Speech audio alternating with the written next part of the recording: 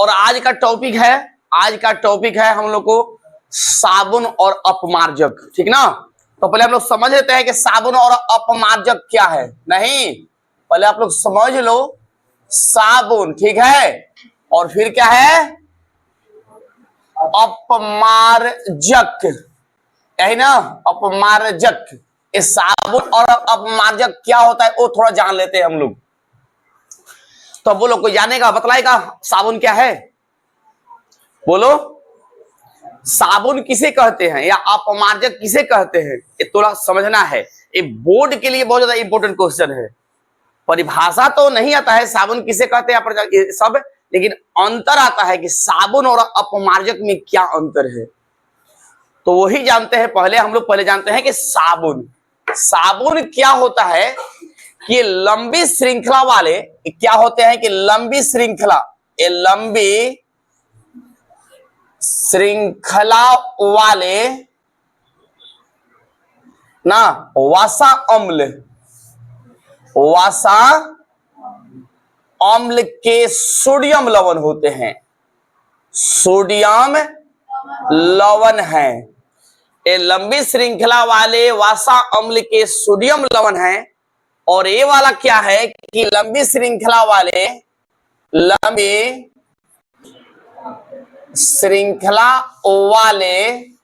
Sulphonic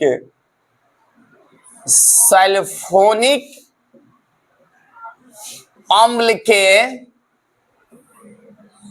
sodium लवण है। एक लगभग परिभाषा भी होता है कि लंबी श्रृंखला वाले वसा अम्लों के सोडियम लवण को साबुन कहते हैं, और लंबी श्रृंखला वाले सल्फोनिक अम्ल को सोडियम लवण कहते हैं ना। अम्ल को लंबी श्रृंखला वाले वसा अम्ल के सोडियम लवण है, अर्थात ये तो परिभाषा है ना कि सोडियम लवण है, ठीक है। तो इसका मैंने परिभाषा भी इस टाइप से लिख सकते हो कि लंबी श्रृंखला वाले सोडियम सल्फोनिक अम्ल के सोडियम लवण है ये। लेकिन परिभाषा लिखना होगा तो कैसे लिखोगे कि लंबी श्रृंखला वाले सल्फोनिक अम्ल के सोडियम लवण को अपमार्जक कहते हैं। लेकिन अपमार्जक मतलब हम बोल रहे थे, इसका मतलब समझ रहे हो। अपमार्जक मतलब क्या होता है कि जो हम लोग सर्फ और कपड़ा धोने वाला साबुन जो टिकिया यूज करते हैं उसको कहता है अपमार्जक, और जो नहाते हैं साबुन से उसको कहते हैं साबुन। नहीं, हम लोग खींचने वाला को भी साबुन बोल देते हैं, लेकिन वो तो है टिकिया, उसको कहते हैं अपमार्जक। या जो सर्फ सोडा है वो क्या है, अपमार्जक। नहीं, और जो हम लोग नहाते हैं स्नान करते हैं शैम्पू या साबुन उसको कहते हैं साबुन। तो वो वसा अम्ल से वो मिले होते हैं। उसमें वसा वसा मतलब तैलीय पदार्थ, उतना देखा तो शरीर में लगाओगे तो उतना रुखरापन नहीं करेगा। बढ़िया क्वालिटी का साबुन लगाओगे तो खराब लगाओगे तो खराब हो जाता है, सब लगता है शरीर वैसे हो गया रुखरा जैसा। लेकिन बढ़िया साबुन अगर लगाओगे तो वो थोड़ा सा शरीर में हल्का चिकनापन लाएगा। लेकिन वही अगर तुम सर्फ से नहा लो या कपड़ा धोने वाला साबुन लगा लो तो लगता है कि सब शरीर में उजला कर दिया, रुखरापन कर देता है। नहीं, तो वो अपमार्जक है, वो है सल्फोनिक अम्ल। सल्फोनिक अम्ल कहते हैं जो चिकनाई को हटाता है, उसको कहते हैं सल्फोनिक। जो चिकनाई को, जिसमें वसा का मात्रा कम हो, जो चिकनाई को हटाता है उसको कहते हैं क्या, सल्फोनिक। और जिसमें चिकनाई की मात्रा हो वो वसा, जिसमें अम्ल हो, तैलीय पदार्थ हो मिला, तो ये साबुन होता है, ठीक ना। तो इसका बनाने का जो सूत्र होता है ना, हालांकि सब कार्बनिक पदार्थ है, ये सब कार्बनिक पदार्थ है, ठीक ना। ये सब संतृप्त और असंतृप्त कार्बनिक यौगिक है ये सब, उनसे साबुन या टिकिया ये सब जो बनता है। तो पहली बार इंडिया में जो सरफ बना था वो बना था तुम्हारा गुजरात में, और वो बना था कौन सा सरफ है, निरमा का नाम सुना था, सुना है। एक निरमा सरफ आता है, निरमा साबुन भी है, लेकिन सबसे पहले निरमा सरफ बना था, ठीक ना। जो बनाए थे तो इंजीनियर थे, तो आए थे तो उनका लड़की का नाम था निरमा, और लड़की के नाम पे वो कंपनी शुरू किए थे। और वो कंपनी मात्र एक रूम में शुरू किए थे। जब बनाए थे तो ऐसे ही 10-20 किलो बनाते थे और कोई लेता ही नहीं था। तो साइकिल पर घूम घूम के वो बेचते थे सर्फ को। और ये तो कोई खरीदता तो था नहीं, तो पैसा पर देते नहीं, उधारी देते थे कि आप यूज पहले कर लीजिए 1 हफ्ता 2-4 दिन, और अच्छा लगे तो पैसा दीजिएगा। तो समझो कितना वो संघर्ष किए थे, और तब लोगों को पसंद आया। क्योंकि उसके पहले था लोग साबुन लगाते थे तो उसमें मेहनत था। आए सब क्या था कि सर्फ लिए डाले घोले और सब होता था। आज भी तो आदमी साबुन से अधिक क्या पसंद करता है? सर्फ रगड़ने में मेहनत ना है, और सर्फ क्या होता है कि डाले घोले सब गंदगी निकाल देता है।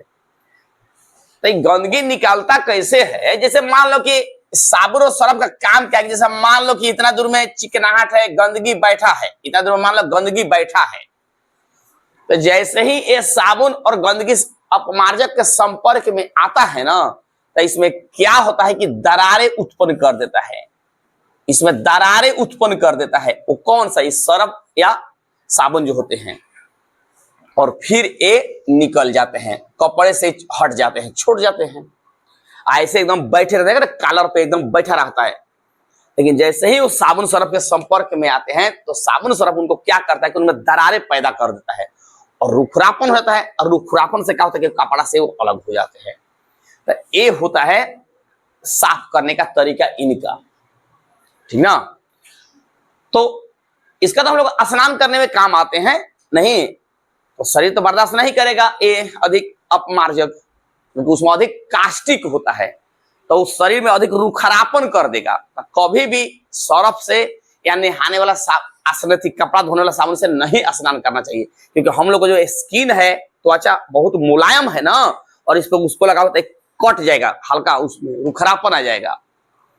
तो नहाने वाला साबुन यूज करना चाहिए, ठीक ना। अब इस दोनों में अंतर क्या है ये जानते हैं। दोनों में अंतर यही है, ये तो परिभाषा हो गया ना। ये लंबी श्रृंखला वाले वासा अम्ल के सोडियम लवण है, और ये लंबी श्रृंखला वाले सल्फ्यूरिक अम्ल के सोडियम लवण है, याद रखना है।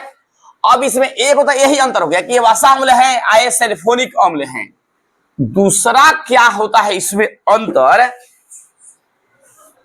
कि ये जल में कम घुलनशील है।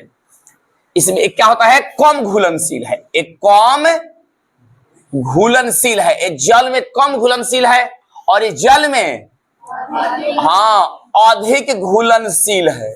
ये अधिक घुलनशील है। देखना, सर्फ जल्दी घुल जाता है, ये कम घुलेगा, और ये तुरंत घुल जाएगा। पानी एकदम डाला घुल गया, ठीक। तो इसमें जो होता है सफाई की जो क्षमता होती है कम होता है। कम घुलनशील है तो सफाई की कम सफाई करता है, ये सफाई कम सफाई करता है। तो इसमें सफाई की जो क्षमता होती है वो क्या होता है, कम। सफाई की क्षमता कम होता है, और इसमें क्या होता है, अधिक। इसमें अधिक सफाई की क्षमता होती है, अधिक सफाई की क्षमता, और इसमें कम होता है कि क्षमता होती है, नहीं क्षमता होती है, ठीक। इसका तीसरा हो गया ना, तीन को हम लोग कहिए ना, वासा अम्ल था और सल्फ्यूरिक अम्ल। इसमें कम, एक जल में कम घुलनशील है, जल में अधिक घुलनशील है। तीसरा है एक कम सफाई की, इसमें सफाई की जो क्षमता होती है कम होती है, इसमें सफाई की क्षमता अधिक होती है, ठीक ना। इसका अगला क्या होता है, साबुन कि खारे जल में झाग उत्पन्न नहीं करता। झाग जानते हो ना, गाज देहात में कहाला गाज, खारा जल, इसे समुद्र का जल होगा ना, तो उसमें साबुन गजाएगा नहीं। या देखना तुम लोग अभी भी जो घर में हम लोग अगर पानी कहीं खराब है ना, तो तुरंत बार चट करने लगता है, लटिया जा रहा है, लटिया तक कपड़ा साफ नहीं होते, दाल नहीं गल रहा है। तो ऐसा पानी में अगर उस साबुन का यूज करोगे तो बढ़िया से नहीं गजाएगा। लेकिन इसका क्या खासियत है, ये मीठा पानी हो या खारा पानी सब में झाग उत्पन्न कर देगा। इसमें एक खासियत है अपमार्जक में। तो यहीं पर एगो प्रश्न खड़ा होता है कि क्या अपमार्जक का हम उपयोग करके मीठा और खारा जल में अंतर कर सकते हैं? बोलो, इसका हम उपयोग करके बता सकते हैं कि कौन जल खारा है और कौन जल मीठा है? नहीं कर सकते हैं। क्यों नहीं कर सकते हैं? क्योंकि दोनों में, बढ़िया, ये मैट्रिक में क्वेश्चन आता है, क्योंकि ये दोनों में समान रूप से झाग उत्पन्न करेगा। तो कैसे? दो गो लड़का खड़ा है, बोलता नहीं है, तो तू कैसे जानो कौन एक बदमाश बा कौन अस्थिर बा? दोनों एक ही ड्रेस पहना है, एक ही जैसा एकदम मुड़ी, लेकिन खाली कसौटी पे कसाएगा तब न पता चलेगा। जब घोंघा मुंह खुली तब नु कैसन घोंघा बाबू, ऐसे क्या मालूम चली? ऐसा जब बैठा है कोयरी के देवता जैसा बैठा है तो क्या हो जाएगा? कुछ नहीं। लेकिन जब बोली हाँ ये ओरिजिनल अपना रंग दिखा दी ना, तो ये वजह है।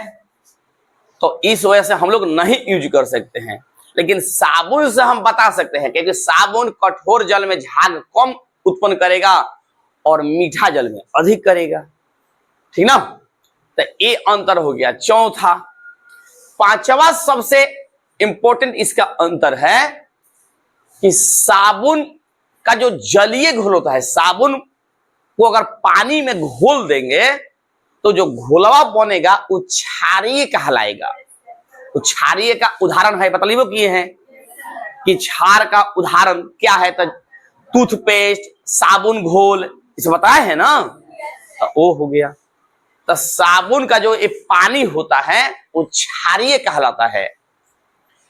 इसको जब हम पानी में घोलेंगे तो इसको उदासीन कहेंगे। ये जल को उदासीन कर देता है।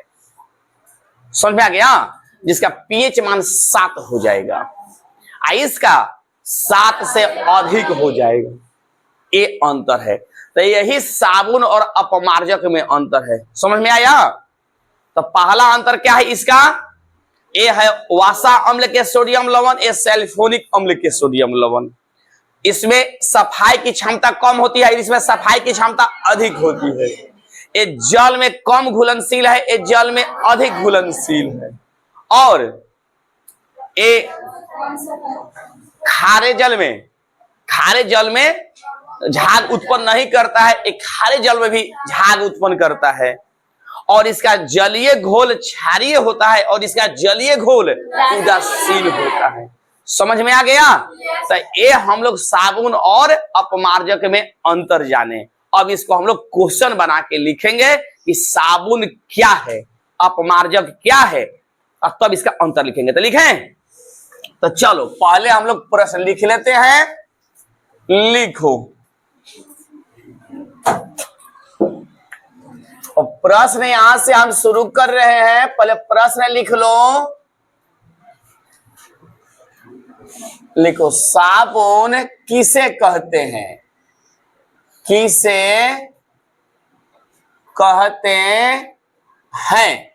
और इसका उत्तर लिखो। लिखो, लंबी श्रृंखला वाले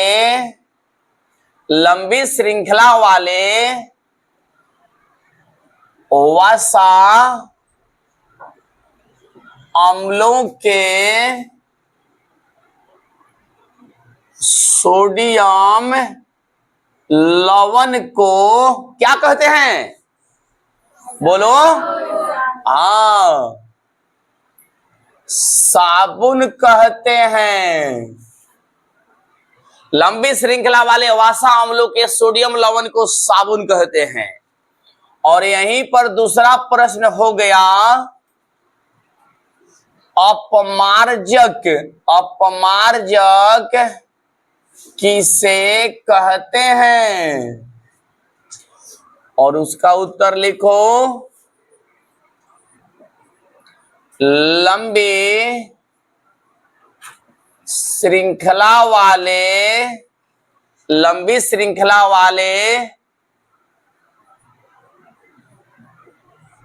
सल्फोनिक अम्लों के, लंबी श्रृंखला वाले सल्फोनिक अम्लों के सोडियम लवण को अपमार्जक कहते हैं। लंबी श्रृंखला वाले सल्फोनिक अम्लों के सोडियम लवण को अपमार्जक कहते हैं। कर लोगे? चलो जल्दी करो, लिखो तो। हो गया? चलो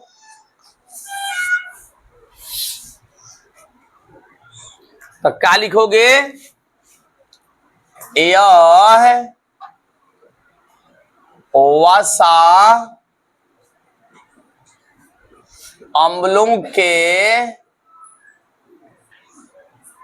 सोडियम लवण है। यह वसा अम्लों के सोडियम लवण है। और ये लिखोगे यह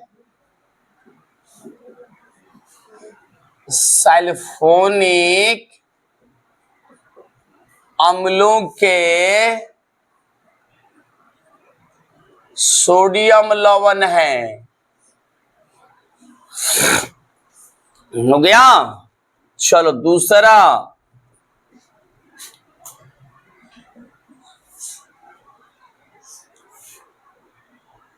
दूसरा में क्या लिखोगे?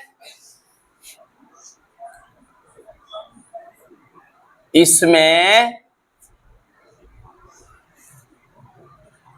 सफाई की क्षमता क्या होती है?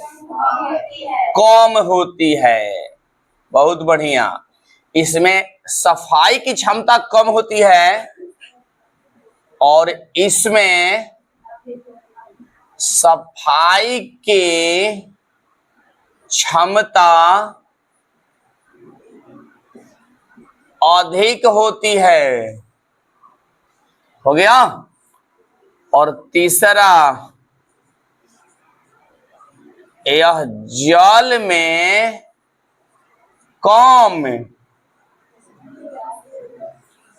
कम घुलनशील है। और इधर